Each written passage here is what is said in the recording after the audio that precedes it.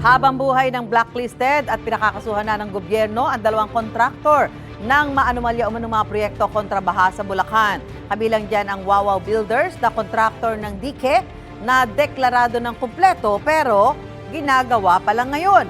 May unang balita si Joseph Morong. Nagkukumahog ang mga tauhan ng isang subcontractor na magtayo ng dike sa barangay Sipat Plaridel, Bulacan nang abutan sila ni DPWH Secretary Vince Dizon. Pinapatag pala ang mga gilid ng ilog at may bahagi ng dikeng binubuo pa. Hindi sako loob niya. Hindi po, sir. Baka sako loob niya. Masisira din po ako pag ano. Tagay mo. Para makita nila hindi ano.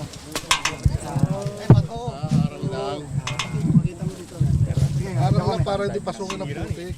Para hindi pasukin ng tubig sa putik. Bara lang, sir. Pero loob niyan, sir, buo. Opo. Buhos. Buong buhos yan, sir. Yan, ha? Ang flood control project na yan sa tabi ng Angat River, June 2024 pa, idineklarang 100% complete ng kontraktor na Wawaw Builders matapos ang 3 buwan lamang na konstruksyon. Pero ang lumabas sa inspeksyon ni Dizon, bukod sa wala naman talagang trinabaho noon, 3 linggo pa lamang nakakontrata ang naroong subcontractor ngayon o pagkatapos lamang napaputukin ng Pangulong umano'y anomalya sa flood control project sa bansa nitong Agosto. Patay na, pinipilit buhayin. Siguro, 3 weeks ago, umiinit. Nag-iimbestiga na ang Senado. Nag-iimbestiga na ang Kongreso. Nagalit na ang Pangulo. Wala na to ghost project ito Klarong-klaro. Ito talaga, ninakaw yung 100 million na yan. Taong 2024 nang sumingil na sa gobyerno ng 96.5 million pesos ang kontraktor na ito. Pero 3 linggo lamang ang nakakaraan ayon kay Secretary Dizon biglang hinabol yung pagpapagawa nitong flood control project na ito. At ang kontrata sa subcontractor, 700,000 pesos lamang. Itong hayop na wawaw na ito at yung kung sino man ang may-ari niyan, talagang kailangan managot yan. And kung sino man ang nag-aproba nito sa DPWH, kailangan managot nito. Lumutang din ang tanong kung bakit nga ba naglagay doon ng flood control project gayong Last na pagbaha po is 1997. Pero ngayon, Ngayon po, hindi naman. Hindi naman. Opo, hindi naman. hindi ka naman binabaha. Hindi naman po. Hindi ka ba nagulat na may ginagawang flood control dito? Actually, hindi naman po kasi medyo, ito po kasing area ng Casa Vista is medyo mababa kaya may possible din May talagang possible. bahain. Pero ito talaga, wala to last year. Ito. Yes po, Wala bali yung mga dulo lang po at saka yung simula. Pero yung pinaka-gap, wala po. ang nakapirmang tapos na ang proyekto, sina dating Bulacan 1st District Engineer Henry Alcantara, dating OIC District Engineer Bryce Erickson Hernandez at OIC Assistant District Engineer JP Mendoza. Sinibak na sa pwesto ni Dizon si Alcantara. Pinasisibak na rin niya sina Hernandez at Mendoza. Pinakakasuhan din ng 3 sa ombudsman. Obviously, criminal to. No, criminal to. Pag nanakaw ito 100 million. Sa isang text message, sinabi ni Alcantara na iginagalang niya ang naging hakbang ni Dizon. Dati rin niyang pinaliwanag sa mga pagdinig na pinagtiwalaan niya ang kanyang mga tauhan sa pagpirma sa mga proyekto pero inamin din niyang pagkakamali niya ito.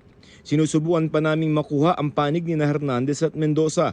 Habang buhay ng blacklisted ang Wawaw Builders sa pagmamayari ni Mark Arevalo na humarap sa Senado at nag-invoke ng kanyang right against self-incrimination. Blacklisted din ang Sims Construction Trading na kontraktor sa isa pang ghost project na binisita ni Pangulong Marcos sa Barangay PL sa Baliwag, Bulacan.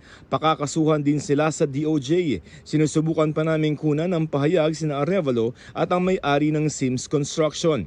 Kasunod ng pag-inspeksyon ni Dizon sa Bulacan, sinabi ni Representative Terry Ridon, co-chair ng House Infrastructure Committee, na bycam insertion ang naturang proyekto ng Wawaw Builders. Aniya, hindi ito kasama sa panukalang budget na lumusot sa Kamara para sa taong 2024. At nailagay lamang ng mag-asamang talakayin ng Kamara at Senado ang national budget. Ilang beses naging mainit na usapin ang paglagda ng taunang pondo ng bansa dahil sa ilang inihahabol umunong mga probisyon. Sa DPWH, naghain na ng courtesy resignation ang lahat ng 6 na undersecretary. Pero pinagsusumiti rin ang kanilang courtesy resignation pati hanggang sa mga assistant district engineers. 2 linggo ang ibinigay ni Dizon sa kanyang sarili para organisahin ang ahensya. Problema problema kasi baka maubos. Babaguhin din daw niya ang budget ng DPWH bago isumite ulit ito sa Kongreso. Susuyuri ng mga flood control project, tatanggalin ang mga nadobleng proyekto at yung mga tapos na pero may nakalaang pondo pa rin. We have to really trim that fat because ang daming fat dyan sa budget na yan. Tintabi na lang po sa aking mga kasamahan sa DPWH yung nagbuo nitong budget na to. No?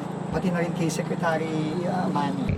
Ito ang unang balita, Joseph Morong para sa GMA Integrated News.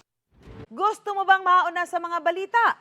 Mag-subscribe na sa GMA Integrated News sa YouTube at tumutok sa unang balita.